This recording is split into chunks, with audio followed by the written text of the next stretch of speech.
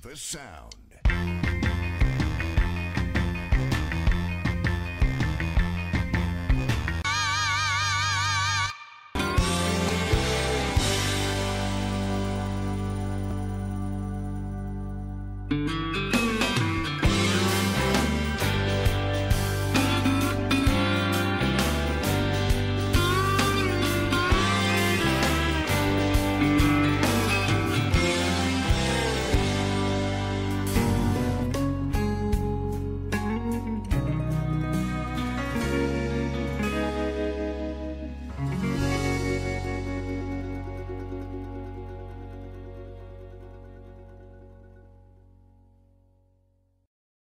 Vamos a hablar de algo que mucha gente está esperando. ¿Qué es eso de la masonería? Como verán, más que interesante, pero también algunos se va a quedar también con la boca abierta, porque la masonería hoy tiene realidad o no la tiene. Tendremos música y vamos a tener música, y en este caso lo tendremos con Àngels. Àngels, ¿qué tal? Buenas tardes, buenas noches. Buenas noches. Bien, en los controles, ¿sabes quién está? Luis Casado. Un día más con nosotros y una noche más con todos ustedes. Vamos a comenzar una entrevista con un hombre que se ha hecho a sí mismo, un hombre que tiene una convicción pura y muy vertical.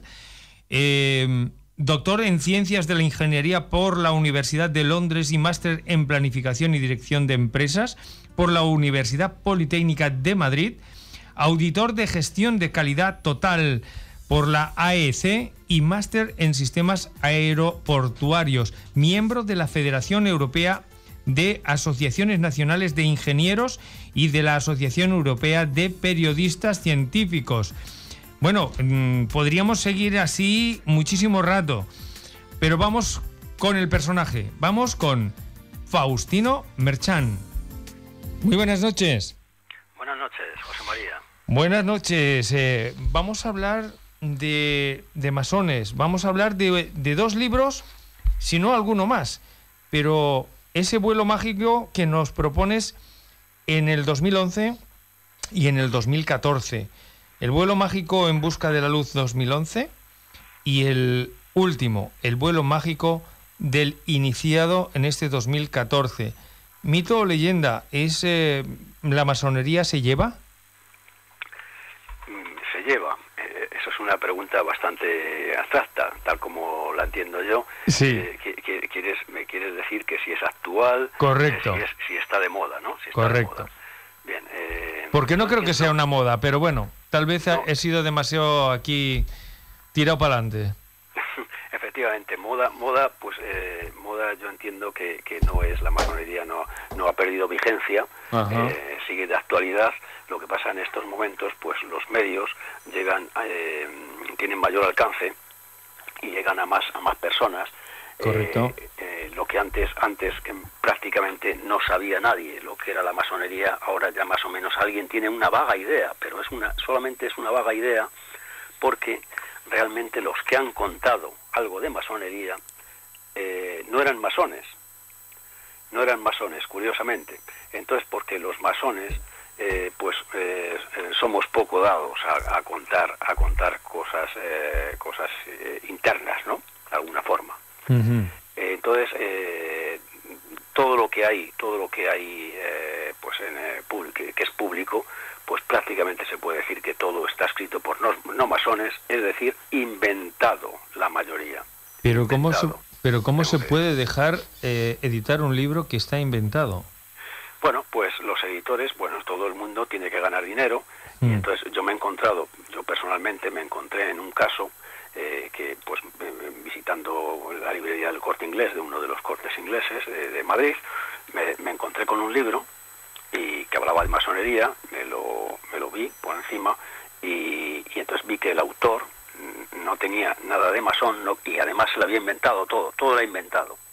Afortunadamente hablé con el editor y el hombre lo retiró por las buenas amablemente. Pues no le tuve de ninguna forma, fue una amenaza, le dije que aquello era un bodrio totalmente fuera de la realidad, que se lo había inventado, en fin, pues pero pero eso es la práctica real. Entonces, claro, los editores, pues si ven que es una forma de ganar dinero y tampoco van a estar investigando a ver si es real o no. Bueno, eso se presupone, pero un verdadero editor tiene que ver que si la fuente de lo que le están proponiendo es veraz o no lo es, ¿no? Digo yo. Debería ser así, debería ser, pero siempre estamos hablando en potencial, claro. Debería. Bueno, pues ese debería, nos propones en el 2014, pues una iniciación, ¿no? Una iniciación a la masonería. ¿Por qué?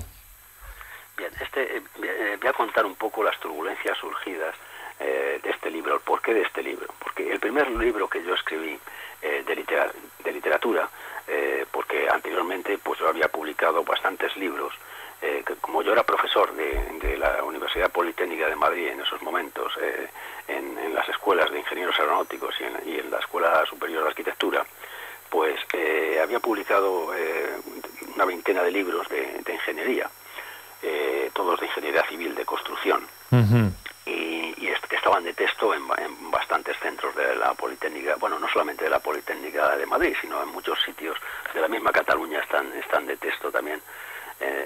Son libros muy conocidos que han cuajado bastante.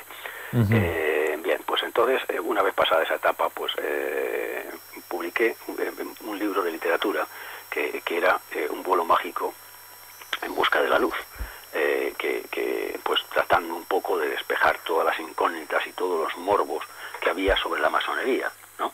Porque por esto que decía de que pues había visto de que todo lo que había publicado y estaba lanzando por ahí por los medios no era real, era inventado, escrito por no masones, que claro, lógicamente para escribir de algo tienes que estar dentro y como no se permite el acceso a las tenidas, digamos, a las convocatorias que se hacen a los masones, no se permite el acceso a gente externa, pues nadie sabe lo que se hace ahí y no se puede hablar y la gente se lo inventa, claro. La gente se inventa lo que se hace. Y entonces yo quería un poco desmentir todo esto, este morbo que habían vertido. Y de hecho, hacía sobre líneas muy superficiales, podríamos decir que los masones siempre han sido constructores, pero que de hecho hay dos líneas, ¿no? Ajá. Dos líneas, ¿te refieres en la actualidad? Sí, en la correcto. actualidad, pues se puede decir de que hay masones regulares, los que tienen la carta patente de la Gran Logia de Inglaterra, y los irregulares o simbólicos, la masonería simbólica. Pero también quizás pues te puedes referir a otros tipos de masonería. Vamos a dos. La masonería ha tenido dos hitos, que uno es, digamos, la etapa hasta de los constructores medievales de los templos, que era la masonería práctica, ¿no? Y otro, a partir de 1717, es la masonería especulativa, donde ya no se construye, ya los masones no se dedicaban a construir templos, y entonces dieron acceso a la burguesía, digamos, a intelectuales, a gente de profesiones liberales, a médicos, abogados, ingenieros, arquitectos, etcétera, y entonces y la nobleza. Y entonces se abrió mucho el abanico, y por eso ya se dio en llamar a partir de 1717 ya la masonería especulativa, que es la que tenemos ahora mismo, ¿no? Que ya no se dedica, digamos, no es una masonería práctica, no se dedica a construir templos, no es el fin. Bueno, pues se construyen otras cosas, ¿no? Se construyen el templo interior. Ahora nos dedicamos a construir el templo interior de cada persona, de cada masón. Pero en estos momentos en que todo tiene que ser muy práctico, las dos líneas, como es la regular y la irregular, que ahora hablaremos de ella,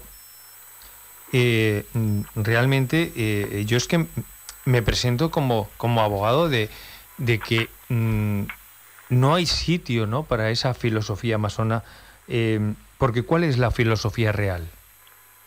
Bueno, hay que decir que la masonería es una escuela de pensamiento y de crecimiento crecimiento personal en valores, en valores y conocimiento.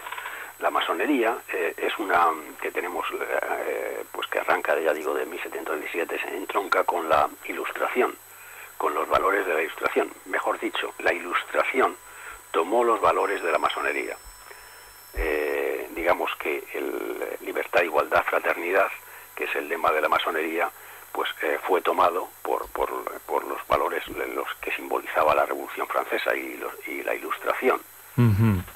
En el libro supongo que propones cosas muy sencillas para que la gente sepa un poco de qué va, pero realmente has estado comentando, primero había una lógica, luego se hace un aperturismo donde casi cabe de todo. Realmente hoy, ¿cómo está ese momento y si hace falta tener iniciados?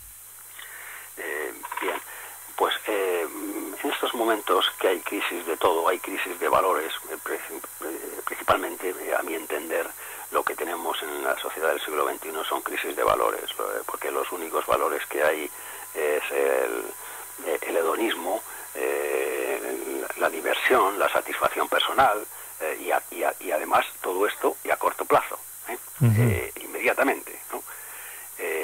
Entonces, los valores que perduran y los valores que sustenta la masonería, pues no tienen encaje en una sociedad hedonista, en la sociedad que tenemos banal, una sociedad banal que abunda en estos momentos, no solamente en España, sino en las sociedades avanzadas. Uh-huh. Entonces la masonería pues no tiene todo el clientelismo que debería tener. Uh-huh. Esto es clarísimo.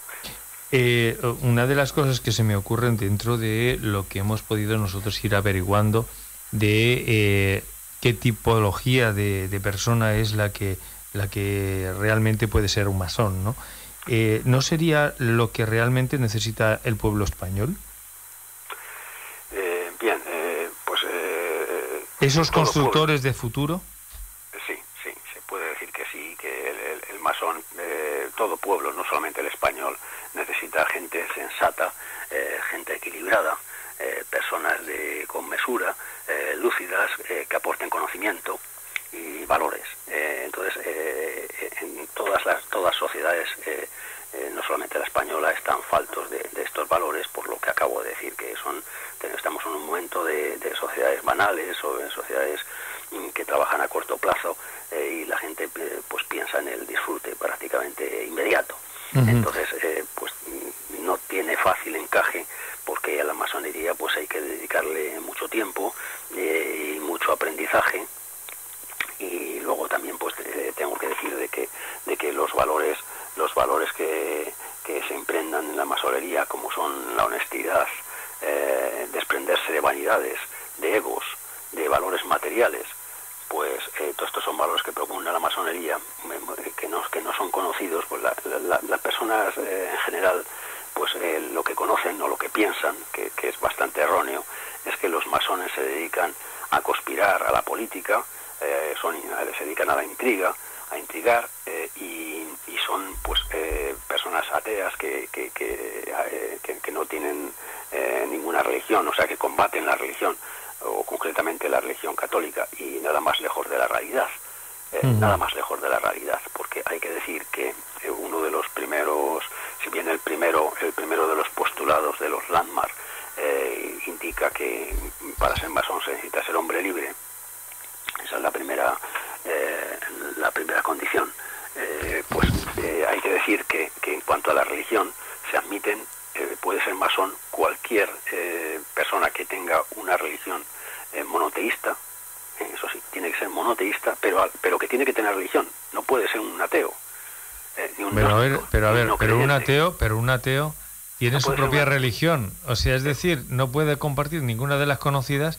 Pero al igual que muchos pensamos y creemos que hay que ver y tocar para creer, cada uno puede tener un señor ahí dentro que le diga lo que está bien y lo que está mal, y de hecho, si la masonería lo que intenta es velar por los recursos para el disfrute de todo el pueblo, de los más desvalidos, como ahora dentro de un momento hablaremos de Estados Unidos. Yo es que hay cosas que me parece que chocan entre ellas, ¿no?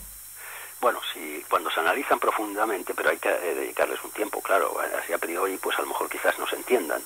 Digamos, el hecho, hay que ser creyente. Tiene uno que ser creyente, creer en algo. No puede ser una persona que no crea en nada. Porque al final, pues todo queda en una especie de lo que nosotros llamamos el Gadu, el gran arquitecto del universo, que puede ser, pues algo, puede ser una persona, un dios como tiene la religión católica, o puede ser un ente, puede ser un ente abstracto, puede ser lo que uno quiera, y eso se le denomina Gadu, a ese dios referencial. Entonces, digamos, o sea, por eso puede ser alguien que, o sea, que tiene que tener una creencia, creer en algo. Y eso en el libro del iniciado, el vuelo mágico del iniciado, queda reflejado, ¿no? Sí, se pero eso puede tener muchas lecturas también, como el hecho de que en la regular, o lo que todo el mundo conoce, la masonería tiene vetado el paso a las mujeres. Ajá. Bien, esto es histórico porque ya digo que cuando se creó pues los landmarks, pues esta es la especie de los 10 mandamientos de la institución, pues el primer postulado era ser hombre libre. Entonces, si decimos hombre, primeramente hombre, luego hay discusiones, ahí luego el término hombre puede referirse a humanidad, también por otro lado. También el término hombre es un poco abstracto, entonces también yo entiendo de que llegará un momento y lo lógico si estamos ante una verdadera masonería es que al final pues se tiene que abrir las puertas a las mujeres porque es la otra mitad de la humanidad, no cabe duda. Entonces porque la masonería es una fraternidad que predica pues la hermandad de todos los humanos, de todos los seres humanos. Entonces no cabe duda que despreciar a la otra mitad de la humanidad pues no tiene sentido. Entonces en esos momentos cuando se creó era así, porque la mujer no era libre. La mujer no era libre, si el hombre no era libre, muchos no eran libres. En 1717 hay que decir de que pues había muchas personas que no eran libres, eran sirvientes de alguna forma.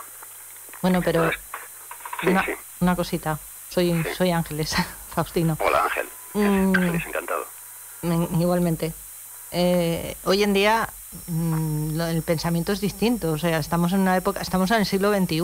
Esto hoy en día no tendría mucho sentido, digo yo.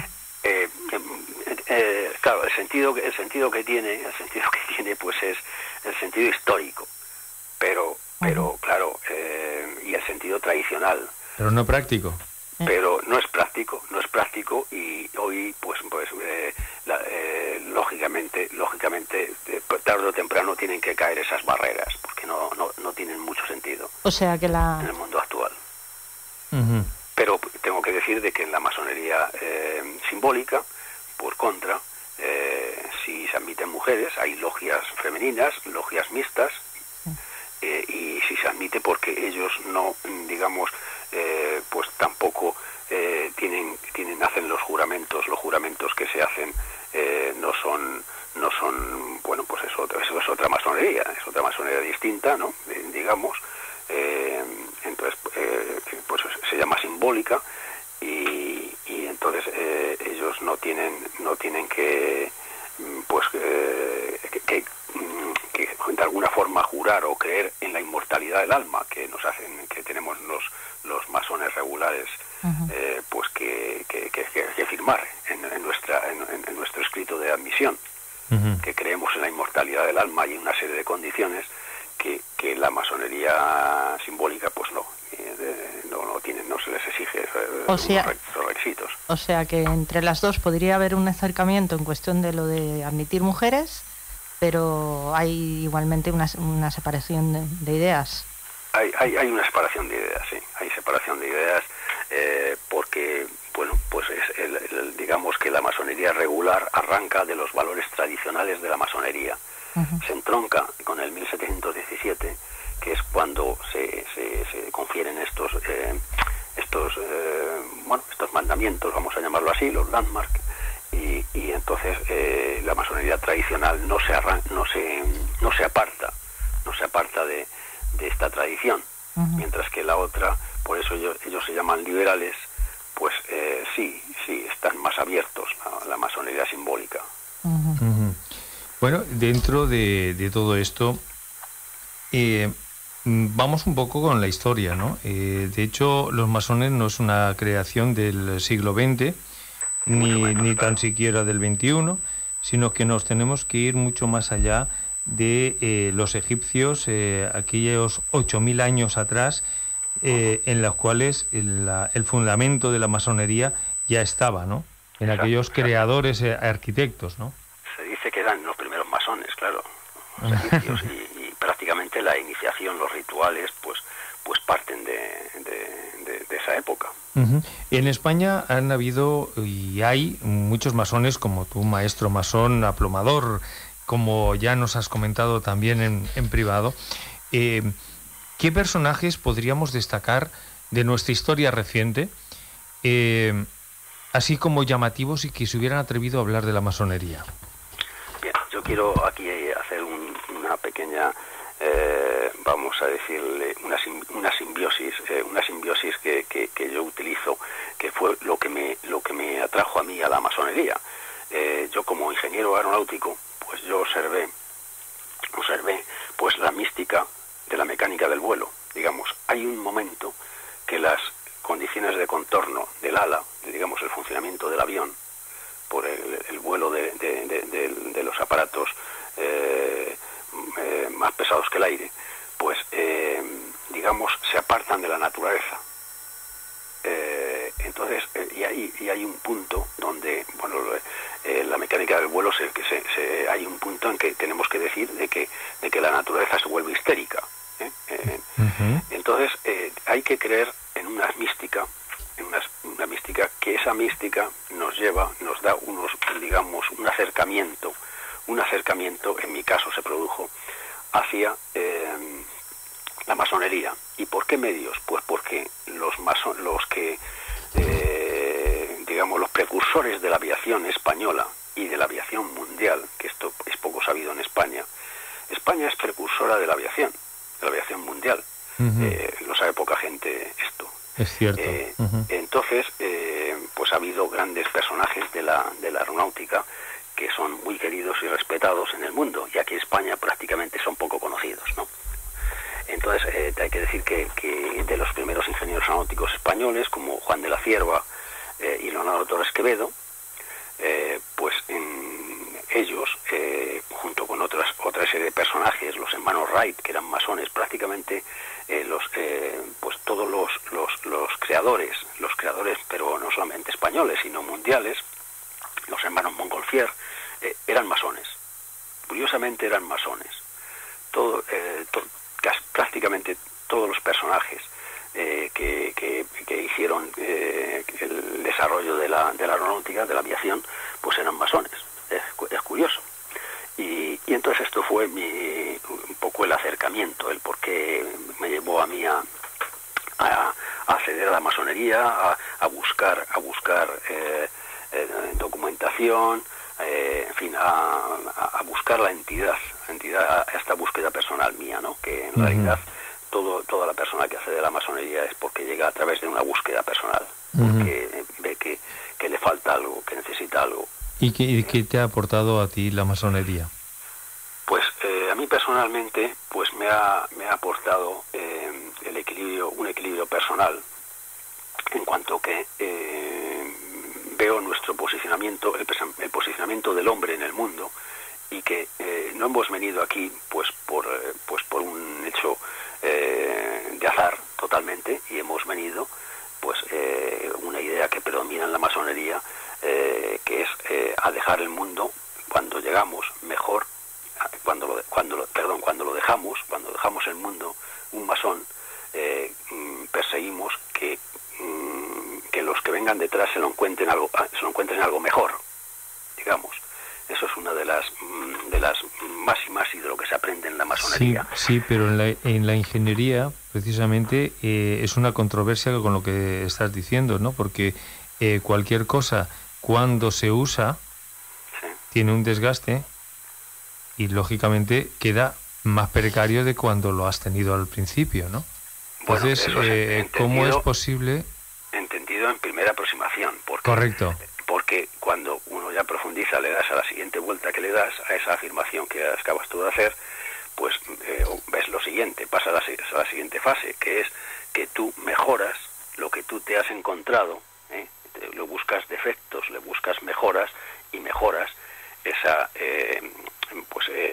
ese dispositivo o tú haces tus aportaciones. Entonces todo tiene un desgaste, como tú dices, pero tú contribuyes a mejorarlo, tú pones tu granito de arena para mejorar lo que a ti te ha llegado, lo que tú te has encontrado. Si tenemos esa filosofía, me vas a perdonar que nos pongamos ahora mucho más actuales.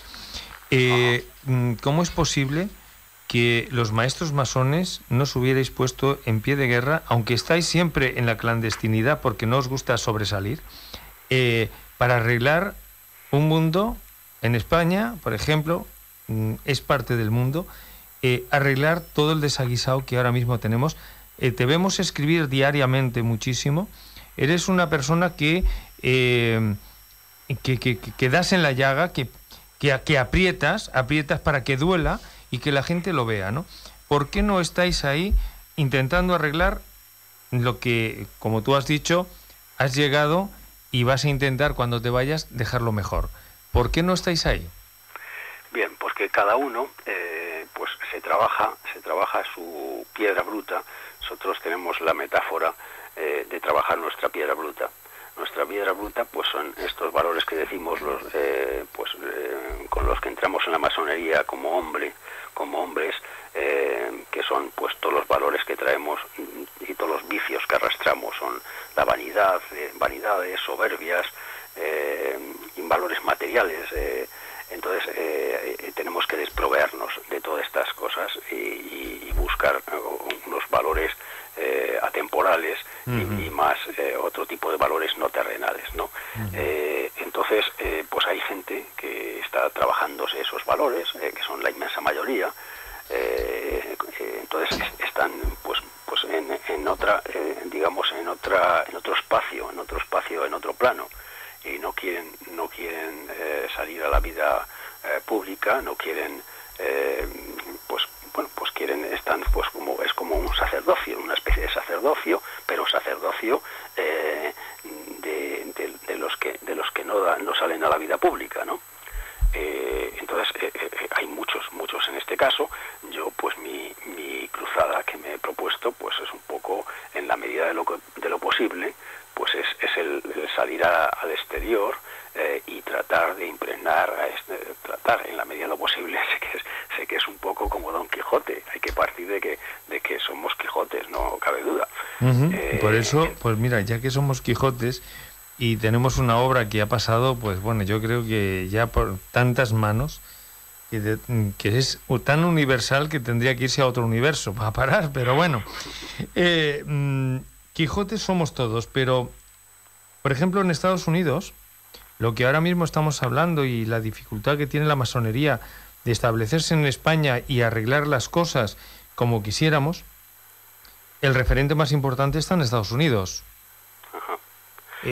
Políticos, gentes de fe que realmente trabajaron por hacer un país mucho más grande y mucho más fuerte, ¿no?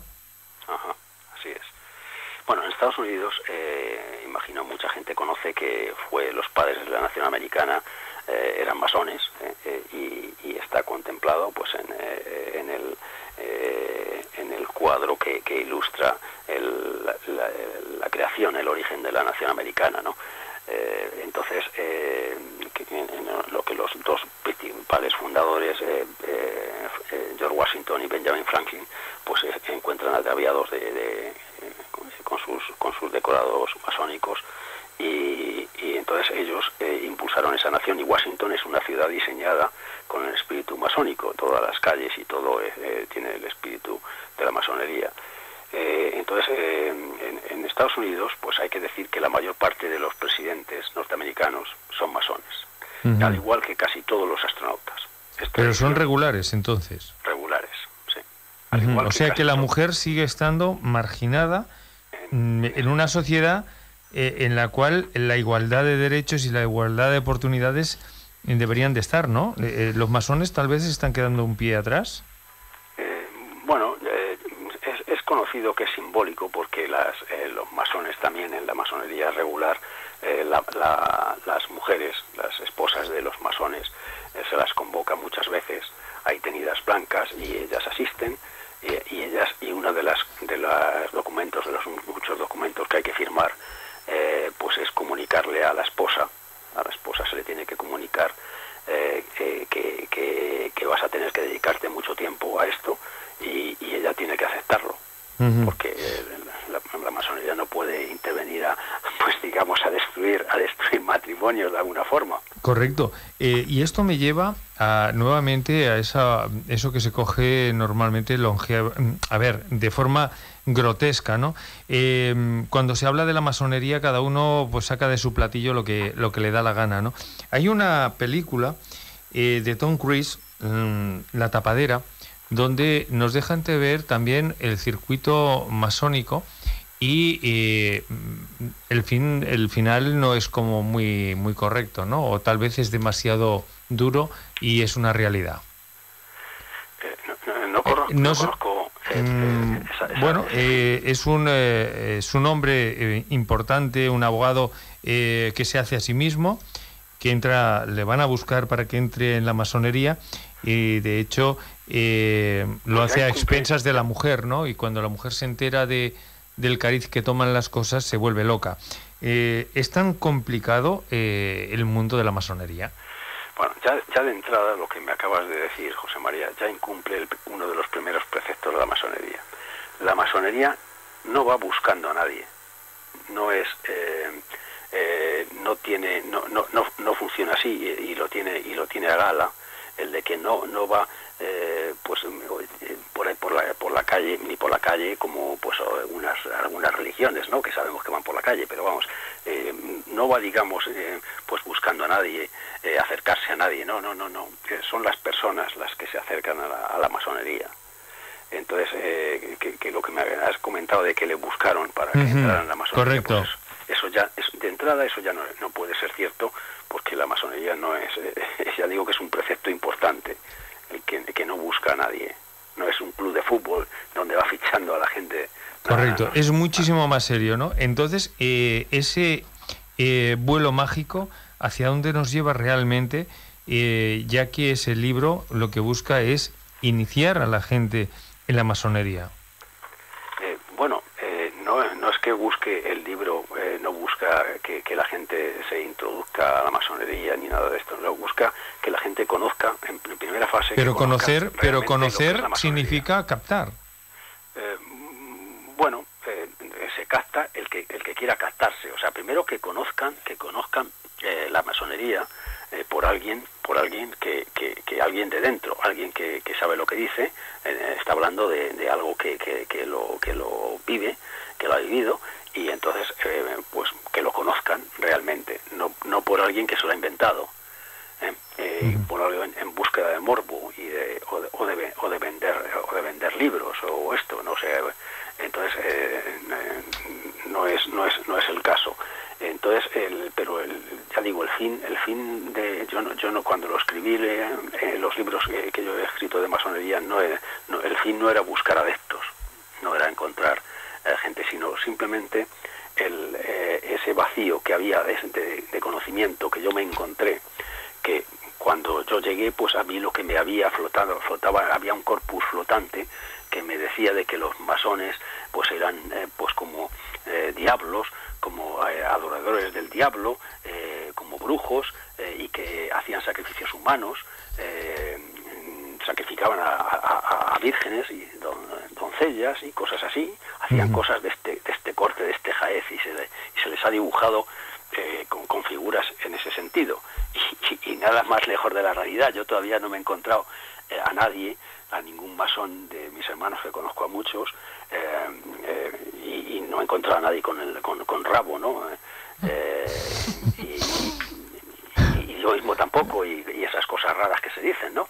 Ya. Entonces, eso es un morbo y un dibujo que se ha hecho, pues que se aparta bastante de la realidad, ¿no? De hecho, vamos a intentar hacer un pequeño dibujo de algo que nuestro compañero, que hoy no lo tenemos aquí por problemas técnicos en los vehículos, nos está comentando, ¿no? En principio nos estaba haciendo la reseña cuando hablábamos de personajes históricos importantes que han tenido que ver con la masonería. Nos colocaba, como ya habíamos hablado, Antonio Gaudí, Antonio Machado, Vicente Blasco Ibáñez, Manuel Azaña, y en la República muchísimos, ¿no? Luis Companys, Ramón Franco Bahamonde, Narcís Monturiol, no sé, creo que hay gente como muy importante, ingenieros, gente que realmente han hecho algo por la sociedad y que luego al fin y al cabo los masones parecen como no muy inteligentes, ¿no? Porque cuando aquí la ingeniería ha sido siempre puntera, hablamos del submarino, hablamos del helicóptero, hablamos del avión, podemos hablar de las 4 ruedas, que en principio fue un vehículo de 3 ruedas, y era español, resulta que se le ha quedado el resto del mundo. ¿Qué pasa con la masonería? Es que yo no entiendo muchas cosas tampoco, ¿no? Entonces, tal vez el próximo libro ya no será del iniciado, sino de la verdad, de toda la verdad. Bueno, pues estamos... No estoy cerrado a ninguna idea todavía, pues en firme de cuál será el próximo libro, que es el próximo que voy a trabajar en él, en este sentido. Entonces, pues bueno, pues pudiera ser perfectamente. Pero de lo que me acabas de decir, por ejemplo, quiero hacer un recordatorio, porque yo paso, pues frecuentemente voy a dar conferencias, me piden conferencias en el Ateneo de Madrid. Ajá. Y el presidente del Ateneo, uno de ellos fue Manuel Azaña. Y está allí su despacho, todavía se conserva el despacho que tuvo. Está cerrado, y en las visitas que hay, que vienen muchos extranjeros, pues yo he visto allí en las visitas que están protocolizadas, pues como los llevan por allí, ¿no? A los turistas, ¿no? Entonces, bueno, que me ha recordado que quería decir el caso de Manuel Azaña. Y el caso de Manuel Azaña es un caso singular también, porque él fue iniciado y luego ya poco sus deberes políticos le apartaron un poco de la asistencia a la masonería. De hecho, verdaderos masones que se han estado en la política han sido muchos, variados. Pero tenemos actuales o que han estado intentando bailar con la masonería, ¿no? Yo hay una pregunta que te hice en off, ¿qué pensabas de Jordi Pujol y lo que está sucediendo, ¿no?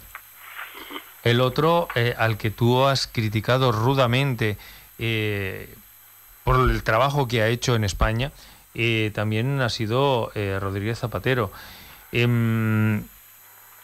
¿La masonería ha querido realmente estar por el país o solamente lo han utilizado para su bienestar?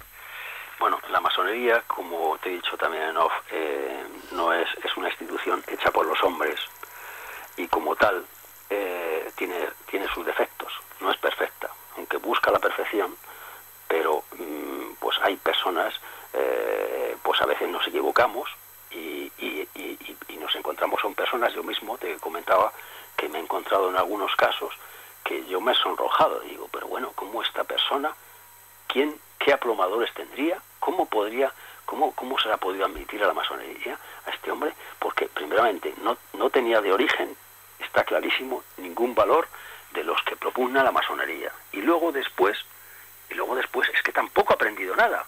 Es que no ha aprendido nada, y es que se le ve mucho el plumero. Es una cosa estrepitosa, y me he encontrado casos. pero me he encontrado casos en todos, en muchos campos. En muchos campos me he encontrado a ingenieros sin ingenio, que digo, y me he encontrado pues a religiosos sin religión, a médicos sin sanidad. Entonces hay gente pues que dices, ¿cómo es posible que estas personas hayan conseguido esto? Pues bueno, pues se ve que se escapan, hay gente que se escapa, no se sabe cómo. Yo no me voy a dedicar a estudiar por sí mismo a cada una de esas personas, pero hay gente, quiero decir, y espero que sean los mínimos de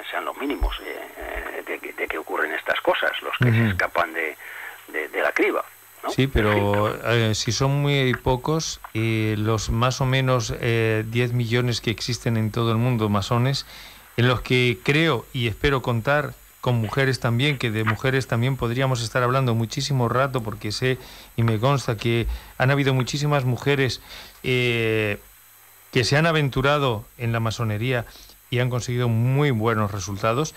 La última pregunta que te voy a hacer hoy es: masones y templarios, ¿qué tienen que ver? Tienen que ver mucho, tienen que ver bastante, porque parten de raíces y de valores muy similares, ¿no? De fuentes en que bebieron ambos, ¿no? Ambos grupos. Los templarios, cuando eran perseguidos para apropiarse de sus riquezas por parte de la unión que hicieron el rey de Francia, Felipe el Hermoso, y el Papa en esos momentos, pues confiscaron los bienes de la masonería, del temple, porque era muy poderoso, ¿no? Y entonces, y Francia estaba pues prácticamente en la ruina, y ese fue el motivo real, no otras cosas, que las prácticas de brujería que se le achacaban y cosas de este tipo, ¿no? Entonces la masonería les protegió y accedieron a la masonería estos templarios, donde se dio mucho el caso. Pues el paso fue muy sencillo, muy inmediato, fue en Escocia. Es conocido. Y además los valores que compartían los templarios eran a través de los sufíes. Los sufíes es un grupo dentro del Islam, un grupo pues muy místico, con unos valores muy de los que bebió el temple. Son valores del alma, ¿no? Digamos que enlazan, se enraizan con el alma, y entonces que fueron a su vez trasladados al espíritu de la masonería. Esos valores que propugnaban los grupos sufíes. Bueno, pues vamos a ir siguiendo todos los acontecimientos que yo creo que nos tienes mucho, Faustino, que entregar. Ya has comentado, ya te hemos sacado un poquito de que estás ya bregando con un próximo libro que habla de la masonería. Ese vuelo, el vuelo mágico del iniciado, que ha salido ahora, esperemos sea ese, como tú dices, breve repaso por la masonería, que no es un mito, no es una leyenda, es una realidad que encima es viva, o sea, una realidad que intenta dar a conocer pues un gran ingeniero, un currículum impecable. Yo no me he atrevido a decirlo todo porque hubiéramos estado aquí muchísimo rato, pero gran persona que queremos tener con nosotros también muy pronto, y cuando estés en Barcelona poderte hacer una entrevista en vídeo y tus libros, verlos. ¿Dónde pueden ir a buscar el vuelo mágico del iniciado? Pues está a disposición, la editorial es Nostrum, pero hoy día es fácil de encontrar un libro, porque si no lo tienen en esos momentos en el Corte Inglés, por los centros más normales, no, la Casa del Libro, etcétera, porque hoy día por la gestión de stock que se hacen, pues no pueden tener stock de todos los libros. Entonces la práctica común es que se encargan y en un par de días se lo tienen. Entonces encargan el libro, conocen mi nombre, conocen el título, el vuelo mágico del iniciado, y conocen la editorial Nostrum. Con esos 3 datos, pues pueden encargar el libro en prácticamente cualquier librería. Prácticamente yo puedo decir que cualquier librería, pero con más seguridad, claro, en los grandes centros. Como estos que he hablado, ¿no? Como estos que he hablado, la Casa del Libro. O sea, que es muy fácil. O sea, que el que no tenga el libro es porque no quiere. Exacto. Yo creo que, y si no, directamente a la editorial Nostrum, también, pues... que van a dirigir, mejor no se puede dirigir uno. Yo creo que es bastante fácil hoy, en la actualidad. Pues muchísimas gracias por estar con nosotros, pues, Faustino. Os agradezco el que hayamos podido acercar un poco el mundo de la masonería para desmitificarlo, ¿no? Estos mitos que hay, mitos que no tienen razón de ser, y ponerlo en su sitio, en su verdadero plano. Bueno, pues han quedado muchísimas cosas, muchísimas. Hemos estado más de una hora hablando antes del programa y hemos hablado de muchísimas cosas y veíamos que se iba alargando cada vez más. Así que esperamos tu próximo libro. Muchísimas gracias por estar con nosotros y buen fin de semana. Igualmente, un fuerte abrazo. Un abrazo, hasta pronto. Adiós.